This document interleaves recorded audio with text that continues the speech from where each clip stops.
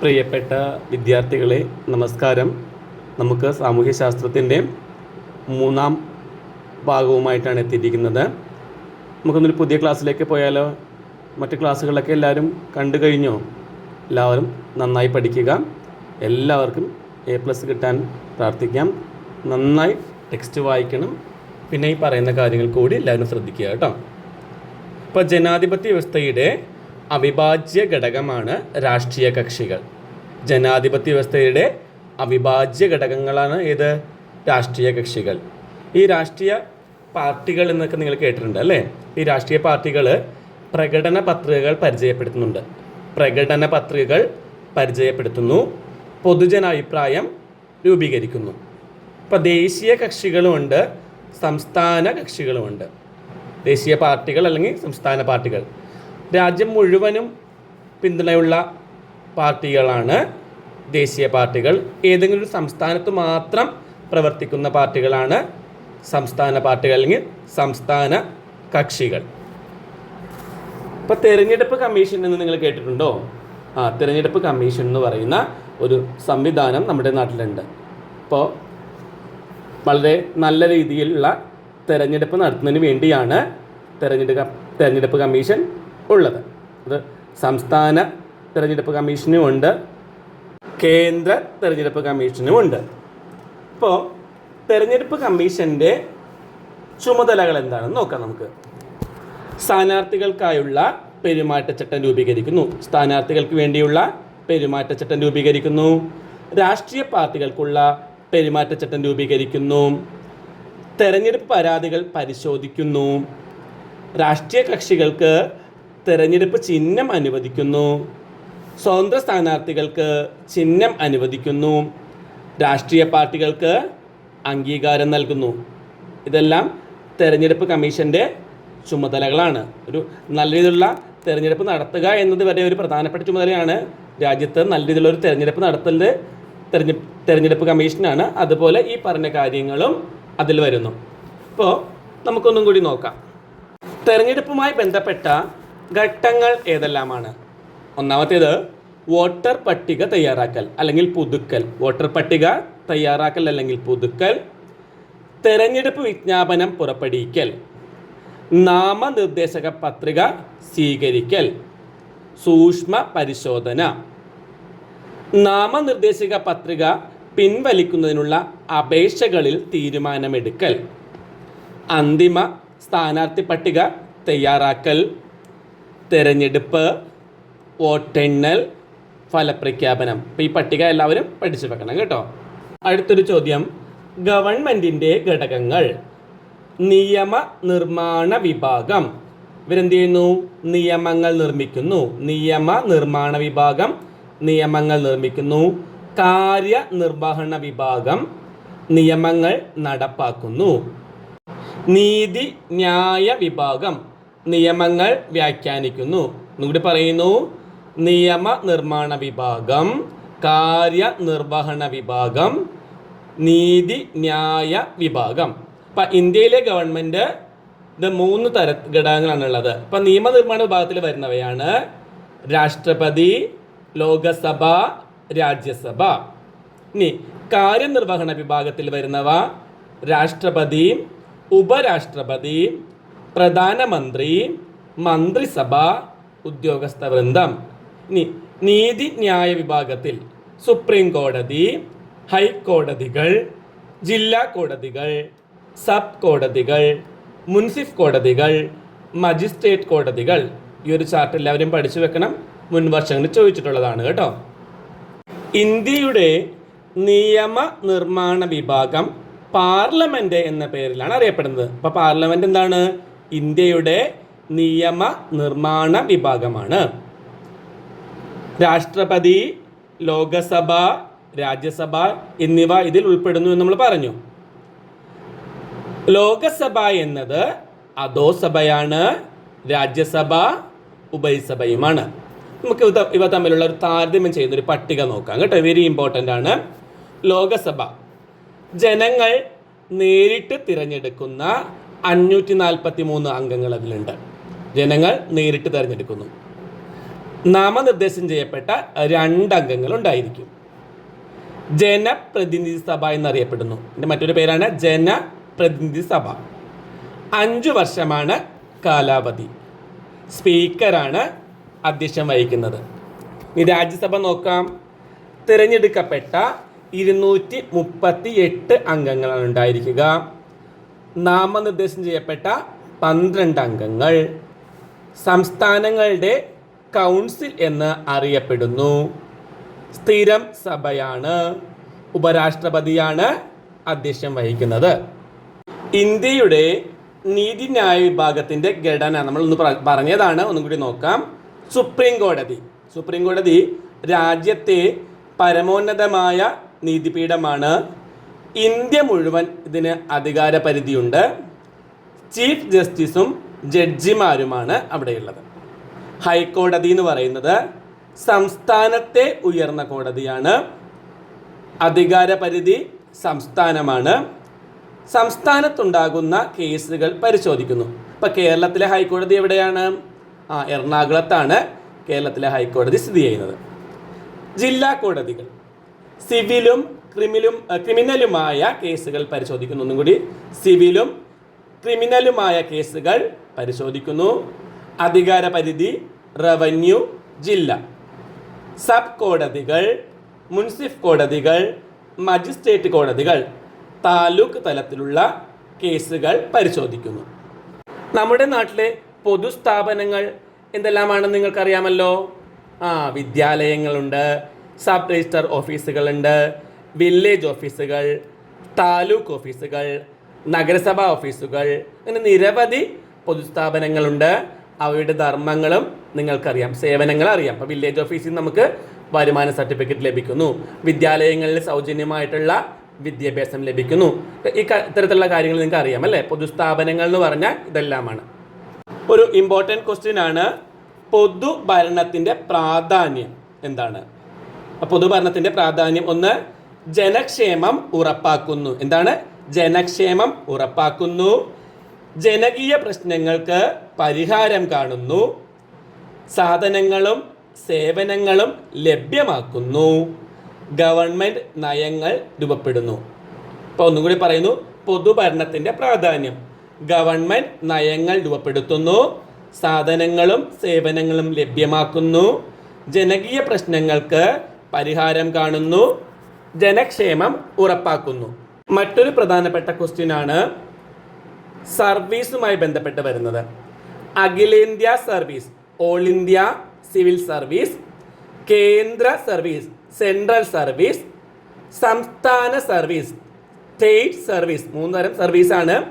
അഖിലേന്ത്യാ സർവീസ്, കേന്ദ്ര സർവീസ്, സംസ്ഥാന സർവീസ്. ഇനി ഓരോന്നും നോക്കാം.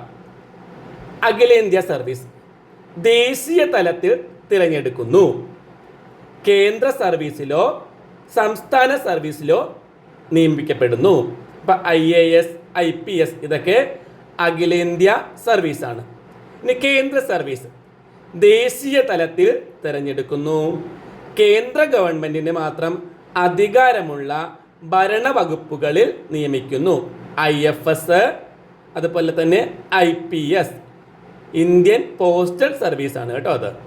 ഇനി സംസ്ഥാന സർവീസ് സംസ്ഥാന തലത്തിൽ തിരഞ്ഞെടുക്കുന്നു. സംസ്ഥാന ഗവൺമെൻറ്റിന് കീഴിൽ വരുന്ന വകുപ്പുകളിൽ നിയമിക്കുന്നു. Sales tax officer, Kerala administrative service, ഇതൊക്കെ അതിൽ വരുന്നതാണ്. ഇനി എന്താണ് ഈ സാക്ഷരത?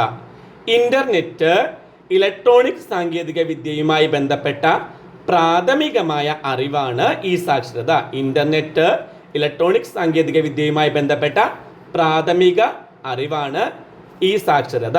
പിന്നെ ഇ ഗവേണൻസ് പരീക്ഷയ്ക്ക് ചോദിക്കാറുള്ളതാണ്. ഭരണരംഗത്ത് ഇലക്ട്രോണിക് സാങ്കേതിക വിദ്യ പ്രയോജനപ്പെടുത്തുന്നതിനെയാണ് ഇ ഗവേണൻസ് എന്ന് പറയുന്നത്. ഭരണരംഗത്ത് ഇലക്ട്രോണിക് സാങ്കേതിക വിദ്യ പ്രയോജനപ്പെടുത്തുന്നത്. ഗവൺമെൻറ്റിൻ്റെ സേവനങ്ങൾ വേഗത്തിലും എളുപ്പത്തിലും ലഭ്യമാക്കുന്നതിന് വേണ്ടിയാണ് ഇ ഗവേണൻസ് സഹായിക്കുന്നത്. അപ്പോൾ ഇവർ എന്തെല്ലാം നേട്ടങ്ങൾ തരുന്നു? സേവനത്തിനായി സർക്കാർ ഓഫീസിൽ കാത്തു നിൽക്കേണ്ടതില്ല. വിവരസാങ്കേതിക വിദ്യയുടെ സഹായത്താൽ സേവനം നേടാം. സർക്കാർ സേവനം കുറഞ്ഞ ചെലവിലും വേഗത്തിലും ലഭിക്കുന്നു. ഓഫീസുകളുടെ കാര്യക്ഷമതയും സേവനത്തിൻ്റെ ഗുണമേന്മയും വർദ്ധിക്കുന്നു. ഇനി വിവരാവകാശം എന്ന് നിങ്ങൾ കേട്ടിട്ടുണ്ടായിരിക്കും. എന്തിനാണ് വിവരാവകാശമുള്ളത്? ആ നിയമം എന്തിനു വേണ്ടിയാണ്? അപ്പോൾ അഴിമതി നിയന്ത്രിക്കുന്നതിന് വേണ്ടിയാണ് വിവരാവകാശ നിയമം കൊണ്ടുവന്നിട്ടുള്ളത്. ഉദ്യോഗസ്ഥന്മാർക്കിടയിൽ ഉത്തരവാദിത്ത ബോധം ഊട്ടിയുറപ്പിക്കുന്നു. അപ്പോൾ അഴിമതി നിയന്ത്രിക്കുന്നു, ഉദ്യോഗസ്ഥന്മാരുടെ ഇടയിൽ ഉത്തരവാദിത്ത ബോധം ഊട്ടിയുറപ്പിക്കുന്നു, ഗവൺമെൻറ് പ്രവർത്തനങ്ങൾ സുതാര്യമാക്കുന്നു, പൊതുസ്ഥാപനത്തെക്കുറിച്ചുള്ള വിവരങ്ങൾ പൗരന്മാർക്ക് ലഭിക്കുന്നു. ഒരു വിവരാവകാശ അപേക്ഷ എങ്ങനെ സമർപ്പിക്കാം? നമുക്ക് വെള്ള പേപ്പറിൽ അപേക്ഷ എഴുതിയാൽ മതി അല്ലേ? 10 രൂപയുടെ കോഡ് ഫീസ് സ്റ്റാമ്പ് ഒട്ടിച്ചാണ് സ്ഥാപന മേധാവിക്ക് അപേക്ഷ കൊടുക്കേണ്ടത്. അപേക്ഷകന്റെ മേൽവിലാസവും അതിൽ ഉണ്ടായിരിക്കണം. അടുത്തത് ഭരണ പരിഷ്കാര കമ്മീഷൻ. സംസ്ഥാനത്തെ പൊതുഭരണ സംവിധാനത്തിൻ്റെ കാര്യക്ഷമത വിലയിരുത്താനും മെച്ചപ്പെടുത്താനുമുള്ള നിർദ്ദേശങ്ങൾ നൽകുന്നതാണ് ഭരണ പരിഷ്കാര കമ്മീഷൻ. മറ്റൊരു പ്രധാനപ്പെട്ട ചോദ്യമാണ് ലോക്പാലും ലോകായുക്തയും.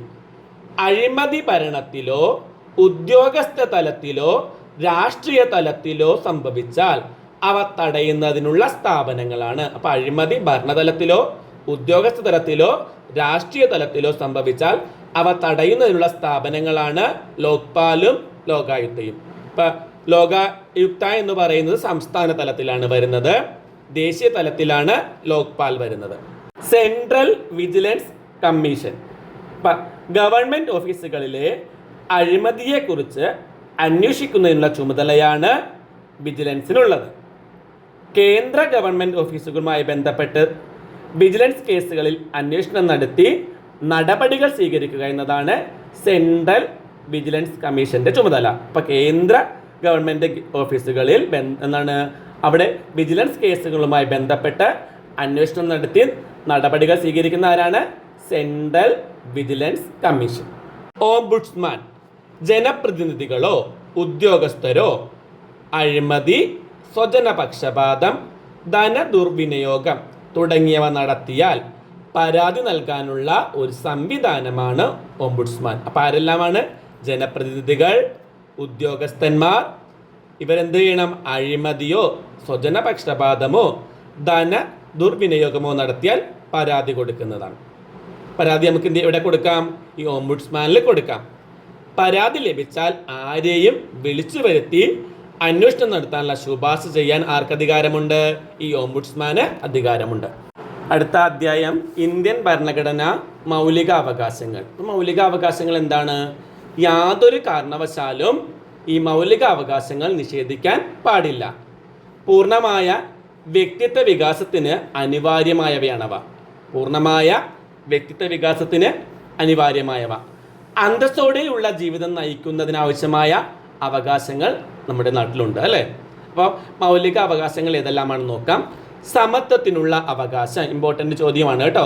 സമത്വത്തിനുള്ള അവകാശം, സ്വാതന്ത്ര്യത്തിനുള്ള അവകാശം, ചൂഷണത്തിനെതിരായ അവകാശം, മതസ്വാതന്ത്ര്യത്തിനുള്ള അവകാശം, സാംസ്കാരികവും വിദ്യാഭ്യാസപരവുമായ അവകാശം, ഭരണഘടനാപരമായ പരിഹാരത്തിനുള്ള അവകാശം. അപ്പം സമത്വത്തിന്, സ്വാതന്ത്ര്യത്തിന്, ചൂഷണത്തിനെതിരായിട്ടുള്ള അവകാശം, മതസ്വാതന്ത്ര്യത്തിനുള്ള അവകാശം, സാംസ്കാരികവും വിദ്യാഭ്യാസപരവുമായ അവകാശം, ഭരണഘടനാപരമായ പരിഹാരത്തിനുള്ള അവകാശം. എല്ലാവരും പഠിച്ചു വെക്കണം കേട്ടോ.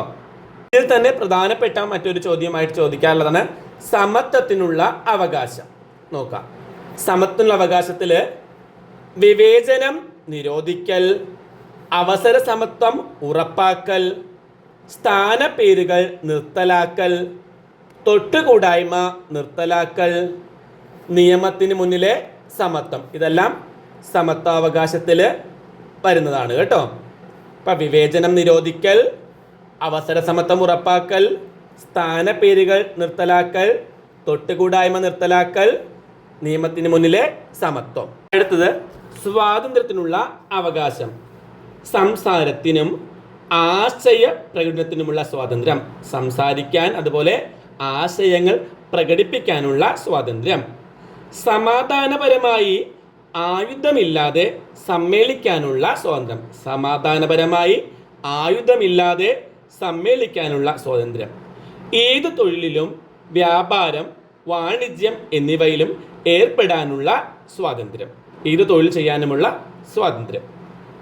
സ്വതന്ത്രമായി രാജ്യത്തെവിടെയും സഞ്ചരിക്കാനുള്ള സ്വാതന്ത്ര്യം. സഞ്ചാര സ്വാതന്ത്ര്യവും ഇതിൻ്റെ പരിധിയിൽ വരുന്നതാണ്.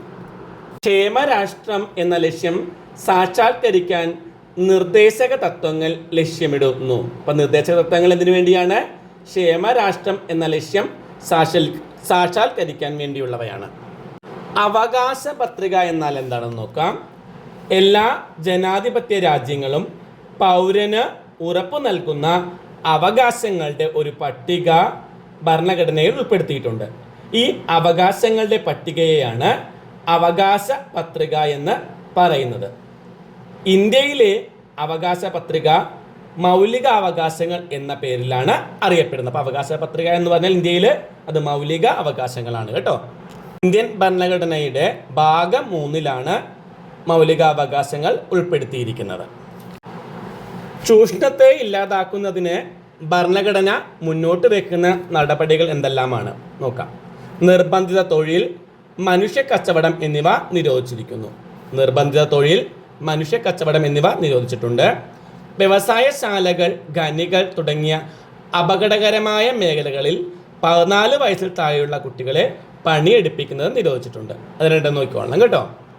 മത സ്വാതന്ത്ര്യത്തിനുള്ള അവകാശം. ഏത് മതത്തിലും വിശ്വസിക്കുന്നതിനും ആചരിക്കുന്നതിനും പ്രചരിപ്പിക്കുന്നതിനുമുള്ള അവകാശമുണ്ട് ഇന്ത്യയിൽ. മത ജീവകാരുണ്യ സ്ഥാപനങ്ങൾ സ്ഥാപിക്കാനും നോക്കി നടത്താനുമുള്ള അവകാശം. മത പ്രോത്സാഹനത്തിൻ്റെ പേരിൽ നികുതി കൊടുക്കാൻ നിർബന്ധിക്കുന്നതിനെതിരായ അവകാശം. ഗവൺമെൻറ്റിൽ നിന്നും ധനസഹായം പറ്റുന്ന വിദ്യാലയങ്ങളിൽ മതബോധനം നിരോധിക്കുന്നു.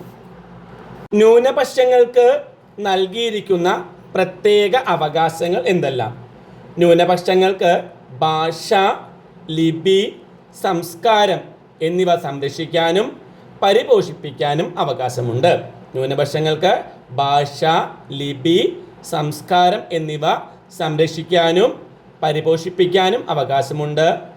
മതഭാഷാ ന്യൂനപക്ഷങ്ങൾക്ക് സ്വന്തം ഇഷ്ടാനുസരണം വിദ്യാഭ്യാസ സ്ഥാപനങ്ങൾ സ്ഥാപിക്കുന്നതിനും നോക്കി നടത്തുന്നതിനും അവകാശമുണ്ട്. മൗലികാവകാശം സംരക്ഷിക്കുന്നതിന് പുറപ്പെടുവിക്കുന്ന റിട്ടുകൾ ഏതെല്ലാമാണ്? ഹേബിയസ് കോർപ്പസ്, മൻഡാമസ്, പ്രൊഹിബിഷൻ, ക്വാറന്റോ എന്നിവയെല്ലാമാണ് മൗലികാവകാശങ്ങൾ സംരക്ഷിക്കുന്നതിന് വേണ്ടി സുപ്രീം കോടതി പുറപ്പെടുവിക്കുന്ന റിട്ടുകൾ. ക്ഷേമരാഷ്ട്രം എന്ന ലക്ഷ്യം സാക്ഷാത്കരിക്കാനായിട്ട് നിർദ്ദേശക തത്വങ്ങൾ നമ്മുടെ നാട്ടിലുണ്ട്. ഇപ്പോൾ സാമൂഹിക സാമ്പത്തിക നീതി ഉറപ്പാക്കുക, മൗലികാവകാശങ്ങളിൽ ഉൾപ്പെടുത്താൻ കഴിയാത്ത അവകാശങ്ങൾ സംരക്ഷിക്കുക തുടങ്ങിയവയും നിർദ്ദേശക തത്വങ്ങൾ ലക്ഷ്യമിടുന്നുണ്ട്. നിർദ്ദേശക തത്വങ്ങൾ നടപ്പിലാക്കുന്നതിന് വേണ്ടി മൗലികാവകാശങ്ങളിലേതുപോലെ പൗരന് കോടതിയെ സമീപിക്കാൻ കഴിയില്ല. മൗലിക കർത്തവ്യങ്ങൾ. രാഷ്ട്രം നമുക്ക് മൗലിക അവകാശം തന്നിട്ടുണ്ട്. അതുപോലെ രാഷ്ട്രത്തോടും സമൂഹത്തോടും നമുക്ക് കടമകളുണ്ട്. ഇതാണ് മൗലിക കർത്തവ്യങ്ങൾ എന്നറിയപ്പെടുന്നത്. അപ്പോൾ പൊതു സ്വത്ത് നമ്മൾ സംരക്ഷിക്കണം, വനങ്ങളും നദികളും തടാകങ്ങളും നമ്മൾ സംരക്ഷിക്കണം, ഭരണഘടന അനുസരിക്കണം. അപ്പം മൗലിക കർത്തവ്യങ്ങൾ നമ്മളൊരു ഉത്തമ പൗരനാക്കി മാറ്റാൻ വേണ്ടി ഉള്ളവയാണ് മൗലിക കർത്തവ്യങ്ങൾ എന്ന് പറയാം. പ്രധാനപ്പെട്ട ചോദ്യമാണ്, പൗരബോധം വളർത്തിയെടുക്കാനുള്ള സ്ഥാപനങ്ങൾ ഏതെല്ലാമാണ്? കുടുംബം, വിദ്യാഭ്യാസം, സംഘടനകൾ, മാധ്യമങ്ങൾ, ജനാധിപത്യം. ഇവയെല്ലാമാണ് അതിൽ വരുന്നത്. കുടുംബം എന്താണെന്ന് നോക്കാം. മുതിർന്നവരെ ബഹുമാനിക്കാൻ ശീലിപ്പിക്കുന്നു, കർത്തവ്യബോധം വളർത്തുന്നു, സേവന സന്നദ്ധത രൂപീകരിക്കുന്നു. കുടുംബം മുതിർന്നവരെ ബഹുമാനിക്കാൻ പഠിപ്പിക്കുന്നു, കർത്തവ്യബോധം വളർത്തുന്നു, സേവന സന്നദ്ധത കുട്ടികളിൽ ഉണ്ടാക്കുന്നുണ്ട്, എല്ലാവരിലും ഉണ്ടാക്കുന്നുണ്ട്. വിദ്യാഭ്യാസം മൂല്യബോധം, നേതൃത്വ ഗുണം, ശാസ്ത്രബോധം എന്നിവ വളർത്തുന്നു. സാങ്കേതിക വിദ്യ ശരിയായി ഉപയോഗപ്പെടുത്തുന്നു. സംഘടനകൾ സേവന സന്നദ്ധത വളർത്തുന്നു. രാഷ്ട്രീയ ബോധവും ജനാധിപത്യ ബോധവും വളർത്തുന്നു. ചിന്തയും പ്രവർത്തനവും രൂപപ്പെടുത്തുന്നു. മാധ്യമങ്ങൾ വിവരങ്ങൾ ജനങ്ങളിലെത്തിച്ച് ആശയ രൂപീകരണത്തിന് സഹായിക്കുന്നു. തുറന്ന സംവാദങ്ങളിലൂടെ ശരിയായ നിഗമനം രൂപപ്പെടുത്താൻ സഹായിക്കുന്നു. ജനാധിപത്യം സ്വാതന്ത്ര്യം, സമത്വം തുടങ്ങിയവ ഉറപ്പാക്കുന്നു. അവകാശ സംരക്ഷണത്തിന് വേണ്ടി പ്രവർത്തിക്കാൻ പ്രേരിപ്പിക്കുന്നു. എല്ലാവരിലും ധാർമ്മിക ബോധം വളർത്താൻ പൗരബോധം ലക്ഷ്യമിടുന്നു. മാതാപിതാക്കളെ ഉചിതമായി സംരക്ഷിക്കണം. ദുരിതം അനുഭവിക്കുന്നവരെ സഹായിക്കണം. സമൂഹത്തിന് വേണ്ടി അർപ്പണ മനോഭാവത്തോടെ പ്രവർത്തിക്കണം. ഇതെല്ലാം ധാർമ്മികതയുമായി ബന്ധപ്പെട്ട പൗരബോധത്തിൽ വരുന്നവയാണ്. അടുത്തത് 9ാം പാഠമാണ് രാഷ്ട്രവും രാഷ്ട്രതന്ത്രശാസ്ത്രവും. അപ്പോൾ എന്താണ് രാഷ്ട്രം? ഒരു നിശ്ചിത ഭൂപ്രദേശത്ത് സ്ഥിരമായി അധിവസിക്കുന്നവരും പരമാധികാര ഗവൺമെൻറ്റോട് കൂടിയതുമായ ജനതയാണ് രാഷ്ട്രം. ഒരു നിശ്ചിത ഭൂപ്രദേശത്ത് സ്ഥിരമായി അധിവസിക്കുന്നവരും പരമാധികാര ഗവൺമെൻറ്റോട് കൂടിയതുമായ ജനതയാണ് രാഷ്ട്രം. രാഷ്ട്രത്തിന് 4 ഘടകങ്ങളുണ്ട്: ജനങ്ങൾ, ഭൂപ്രദേശം, ഭരണകൂടം, പരമാധികാരം. ഇമ്പോർട്ടൻ്റ് ആണ് കേട്ടോ. രാഷ്ട്രത്തിൻ്റെ 4 ഘടകങ്ങൾ: ജനങ്ങൾ, ഭൂപ്രദേശം, ഭരണകൂടം, പരമാധികാരം. രാഷ്ട്രം രൂപീകരിക്കണമെങ്കിൽ അപ്പോൾ ജനങ്ങൾ അവിഭാജ്യ ഘടകമായിരിക്കണം. അത് ഏതെങ്കിലും ഒരു മതവിഭാഗത്തിൽപ്പെട്ടതോ മറ്റു പലതരത്തിലുള്ള ഭാഷകൾ സംസാരിക്കുന്നവരോ ഒന്നും കുഴപ്പമില്ല. ഇന്ത്യയിലെ ജനങ്ങളാണെങ്കിൽ ഭാഷ, മതം, സംസ്കാരം ഇവയിലെല്ലാം വ്യത്യസ്തരായിട്ടുള്ളവരാണെന്ന് നിങ്ങൾക്കറിയാം അല്ലേ. ഇപ്പോൾ ഒരു രാഷ്ട്രത്തിന് എന്തായാലും അത്യാവശ്യം വേണ്ടത് എന്താണ്? ജനങ്ങൾ വേണം. ഇപ്പോൾ ജനങ്ങൾ, ഭൂപ്രദേശം, ഗവൺമെൻറ്, പരമാധികാരം, ഈ 4 ഘടകങ്ങളോട് കൂടിയ സ്ഥാപനത്തെയാണ് നമ്മൾ രാഷ്ട്രം എന്ന് പറയുന്നത്. ഒന്നുകൂടി പറഞ്ഞു തരാം. ജനങ്ങൾ, ഭൂപ്രദേശം, ഗവൺമെൻറ്, പരമാധികാരം. ഇത് 4 ഘടകങ്ങളാണ്. ഈ 4 ഘടകങ്ങളോട് കൂടിയ സ്ഥാപനത്തെ നമ്മൾ എന്ത് വിളിക്കുന്നു? രാഷ്ട്രമെന്ന് പറയുന്നു.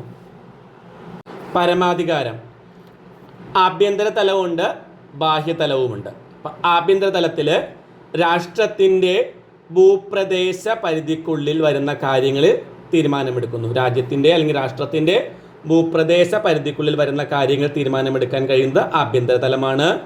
ബാഹ്യതലം അന്തർദേശീയ വിഷയങ്ങളിൽ നിലപാടെടുക്കുന്നതിനുള്ള അധികാരമാണ് ബാഹ്യതലത്തിൽ വരുന്നത്. ഇനി രാഷ്ട്രത്തിൻ്റെ ചുമതലകൾ, നിർബന്ധിത ചുമതലകളുമുണ്ട്, വിവേചനപരമായ ചുമതലകളുമുണ്ട്. എന്തൊക്കെയാണ്? നിർബന്ധിത ചുമതല, വിവേചനപരമായ ചുമതല. അപ്പം നിർബന്ധിത ചുമതലയിൽ വരുന്ന എന്തെല്ലാമെന്ന് നോക്കാം. അതിർത്തി സംരക്ഷണം, ക്രമസമാധാനം ഉറപ്പാക്കൽ, നീതി നടപ്പാക്കൽ, പൗരൻ്റെ ജീവനും സ്വത്തും സംരക്ഷിക്കൽ. അതിർത്തി സംരക്ഷിക്കണം, ക്രമസമാധാനം ഉറപ്പുവരുത്തണം, നീതി നടപ്പിലാക്കണം, പൗരൻ്റെ ജീവനും സ്വത്തിനും സംരക്ഷണം കൊടുക്കണം. ഇനി വിവേചനപരമായ ചുമതലയിൽ ആരോഗ്യ സംരക്ഷണം, വിദ്യാഭ്യാസ സൗകര്യം കൊടുക്കണം, ഗതാഗത സൗകര്യങ്ങൾ വർദ്ധിപ്പിക്കണം, വികസന പദ്ധതികൾ നടപ്പിലാക്കണം. വിവേചനപരമായ ചുമതലയിൽ ആരോഗ്യ സംരക്ഷണം, വിദ്യാഭ്യാസ സൗകര്യം കൊടുക്കൽ, ഗതാഗത സൗകര്യങ്ങൾ വർദ്ധിപ്പിക്കൽ, വികസന പദ്ധതികൾ നടപ്പിലാക്കൽ. രാഷ്ട്ര രൂപീകരണ സിദ്ധാന്തങ്ങൾ 4 സിദ്ധാന്തങ്ങളാണുള്ളത്. ഒന്നാമത്തേത് ദൈവദത്ത സിദ്ധാന്തം. രാഷ്ട്ര രൂപീകരണത്തെ സംബന്ധിച്ചിട്ടുള്ള ഏറ്റവും പഴക്കം ചെന്നൊരു സിദ്ധാന്തമാണ് ഇത്. രാഷ്ട്രം ദൈവം സൃഷ്ടിച്ചതാണ് എന്നതാണ് ഇതിൽ പ്രധാനം. ദൈവത്തിൽ നിന്ന് രാജാവിന് അധികാരം ലഭിക്കുന്നു. ദൈവത്തോട് മാത്രമാണ് രാജാവിന് കടപ്പാടുള്ളത്. ഇത് ദൈവദത്ത സിദ്ധാന്തമാണ്. ഇനി സാമൂഹ്യ ഉടമ്പടി സിദ്ധാന്തം. ജനങ്ങൾ രൂപം നൽകിയ കരാറിൻ്റെ ഫലമാണ് രാഷ്ട്രം. ജനങ്ങൾ രൂപം നൽകിയ കരാറിൻ്റെ ഫലം. അവകാശങ്ങൾ സംരക്ഷിക്കുന്നതിനും അവകാശങ്ങൾ നേടിയെടുക്കുന്നതിനും ജനങ്ങൾ രാഷ്ട്രത്തിന് രൂപം നൽകി. ശക്തി സിദ്ധാന്തം. യുദ്ധവും അധിനിവേശവുമാണ് രാഷ്ട്ര രൂപീകരണത്തിലേക്ക് നയിച്ചത്? എന്തെല്ലാമാണ്? യുദ്ധവും അധിനിവേശവും. ശക്തർ ദുർബലരുടെ മേൽ ആധിപത്യം നേടിയതിൻ്റെ ഫലമാണ് രാഷ്ട്രം. പരിണാമ സിദ്ധാന്തം. രാഷ്ട്രം ചരിത്ര സൃഷ്ടിയാണ്. സാമൂഹിക പരിണാമത്തിലൂടെ രാഷ്ട്രം നിലവിൽ വന്നു. പൗരത്വം 2 തരത്തിലുണ്ട്. ഒന്ന് സ്വാഭാവിക പൗരത്വം, മറ്റൊന്ന് ആർജിത പൗരത്വം. ജന്മനാ ലഭിക്കുന്ന പൗരത്വമാണ് സ്വാഭാവിക പൗരത്വം. നിയമപരമായ നടപടികളിലൂടെ നേടിയെടുക്കുന്ന പൗരത്വമാണ് ആർജിത പൗരത്വം. രാഷ്ട്രത്തെക്കുറിച്ചുള്ള പഠനം എന്ന നിലയിൽ ആവിർഭവിച്ച ഒരു പഠനശാഖയാണ് രാഷ്ട്രതന്ത്ര ശാസ്ത്രം. രാജ്യത്തെ ജനങ്ങളെ എന്ത് പേരിലാണ് അറിയപ്പെടുന്നത്? പൗരൻ എന്ന പേരിലാണ് രാജ്യത്തെ ജനങ്ങൾ അറിയപ്പെടുന്നത്. അധ്യായം 10 സമൂഹത്തിന്റെ ശാസ്ത്രം. അപ്പൊ സാമൂഹ്യ സംഘങ്ങൾ എന്ന് കേട്ടിട്ടുണ്ടോ? അപ്പൊ അതിൽ സാമൂഹ്യ സംഘങ്ങൾക്ക് ഉദാഹരണം കുടുംബം, ക്ലബ്ബ്, കൂട്ടുകാർ, സംഘടനകൾ. ഇതെല്ലാം സാമൂഹ്യ സംഘങ്ങളാണ്. സമൂഹജീവിയായ മനുഷ്യന് സാമൂഹ്യ സംഘങ്ങളില്ലാതെ നിലനിൽപ്പില്ല. 2 അതിലധികമോ ആൾക്കാർ ഒന്നിച്ചു കൂടുകയും പരസ്പരം സ്വാധീനം ചെലുത്തുകയും ചെയ്യുമ്പോൾ അതിനെ ഒരു സാമൂഹ്യ സംഘം എന്ന് വിളിക്കാം. 2 അതിലധികമോ ആൾക്കാർ ഒന്നിച്ചു കൂടുകയും പരസ്പരം സ്വാധീനം ചെലുത്തുകയും ചെയ്യുമ്പോൾ അതിനെ എന്ത് വിളിക്കും? സാമൂഹ്യ സംഘം. ഇതിന് ഉദാഹരണങ്ങൾ നമുക്ക് അറിയാം, പറഞ്ഞല്ലേ നമ്മൾ. ഇപ്പം കുടുംബം, അതുപോലെ ഒരേ സ്ഥാപനത്തിൽ ജോലി ചെയ്യുന്നവർ, ഒരേ സംഘടനയിൽ അംഗമായിട്ടുള്ളവർ, ഇതെല്ലാം എന്തിൽ വരുന്നു? സാമൂഹ്യ സംഘങ്ങളാണ്. ഇതിന് സവിശേഷതകൾ എന്തെല്ലാമാണെന്ന് നോക്കാം. ഒരു കുടുംബത്തിൻ്റെ സവിശേഷതകൾ: പരസ്പരം അറിയുന്നവരായിരിക്കും, പരിചിതരായിരിക്കും, ഉയർന്ന സംഘബോധമുണ്ടായിരിക്കും, പൊതുവായ ചില പ്രവർത്തന രീതികൾ അംഗങ്ങളുടെ ആവശ്യങ്ങൾ നിറവേറ്റുന്നു, വ്യക്തിത്വത്തെ സ്വാധീനിക്കുന്നു. പ്രാഥമിക സംഘങ്ങളുമുണ്ട്, ദ്വിതീയ സംഘങ്ങളുമുണ്ട്. അപ്പോൾ പ്രാഥമിക സംഘങ്ങളുടെ സവിശേഷതകൾ നോക്കാം. അംഗങ്ങൾ പരസ്പരം അറിയുന്നവരായിരിക്കും, അംഗങ്ങൾക്കിടയിൽ ആത്മബന്ധമുണ്ടായിരിക്കും, അംഗങ്ങൾക്കിടയിൽ നിരന്തരമായ ആശയവിനിമയം ഉണ്ടായിരിക്കും, അംഗങ്ങളുടെ ക്ഷേമമാണ് പ്രധാന ലക്ഷ്യം, അംഗങ്ങൾ പരസ്പരം സഹകരിക്കുന്നു. പ്രാഥമിക സംഘം ഒരു ചെറിയ സംഘമാണ് കേട്ടോ. ഇനി ദ്വിതീയ സംഘം കൂട്ടായ്മ വളർത്തുന്നു, പെരുമാറ്റശീലങ്ങൾ പരിശീലിപ്പിക്കുന്നു, സഹവർത്തിത്വം വളർത്തുന്നു, സാമൂഹ്യ മൂല്യങ്ങൾ വളർത്തിയെടുക്കുന്നു, പരസ്പര സഹകരണം ഉറപ്പുവരുത്തുന്നു. എണ്ണത്തിൽ കൂടുതലുള്ളതാണ് ഈ ദ്വിതീയ സംഘങ്ങൾ. സാമൂഹ്യ നിയന്ത്രണം. വ്യക്തികളുടെ മേൽ സമൂഹം ചില നിയന്ത്രണങ്ങൾ ചുമത്തിയിട്ടുണ്ട്. തൽഫലമായി നമ്മൾ ചില പെരുമാറ്റ രീതികളും ശീലങ്ങളും പ്രകടിപ്പിക്കണം. വസ്ത്രധാരണം, മുതിർന്നവരെ ബഹുമാനിക്കൽ, നിയമങ്ങൾ അനുസരിക്കൽ എന്നിവയൊക്കെ ഇതിൽ വരുന്നവയാണ് കേട്ടോ. നമ്മുടെ സമൂഹം നേരിടുന്ന പ്രശ്നങ്ങൾ എന്തെല്ലാമാണ്? പരീക്ഷയ്ക്ക് ചോദിക്കാറുള്ളതാണ്. ഒന്ന് ദാരിദ്ര്യം, തൊഴിലില്ലായ്മ, പാർപ്പിട പ്രശ്നം. ദാരിദ്ര്യം, തൊഴിലില്ലായ്മ, പാർപ്പിട പ്രശ്നം, വൃദ്ധജനങ്ങളുടെ അനാഥത്വം, സ്ത്രീകൾക്കെതിരെയുള്ള അതിക്രമങ്ങൾ, കൗമാര കുറ്റകൃത്യങ്ങൾ, ലഹരി പദാർത്ഥങ്ങളുടെ ഉപയോഗം, സൈബർ കുറ്റകൃത്യങ്ങൾ, കുട്ടികൾക്കെതിരായ കുറ്റകൃത്യങ്ങൾ. നിങ്ങൾക്കെല്ലാം അറിയുന്നതാണ്, നിങ്ങൾക്ക് തനിയെ എഴുതാവുന്നതേ ഉള്ളൂ കേട്ടോ. സമൂഹശാസ്ത്രത്തിൻ്റെ പഠനരീതികൾ 4 പഠനരീതികൾ പറയുന്നുണ്ട്. സോഷ്യൽ സർവേ, അഭിമുഖം, നിരീക്ഷണം, കേസ് സ്റ്റഡി. ഇതെല്ലാമാണ് സോഷ്യൽ സർവേ, അഭിമുഖം, നിരീക്ഷണം, കേസ് സ്റ്റഡി. ഇനി സർവേയും അഭിമുഖവും തമ്മിലുള്ള താരതമ്യം നോക്കാം. മുൻകൂട്ടി ചോദ്യാവലി നൽകുന്നതാണ് സർവേ.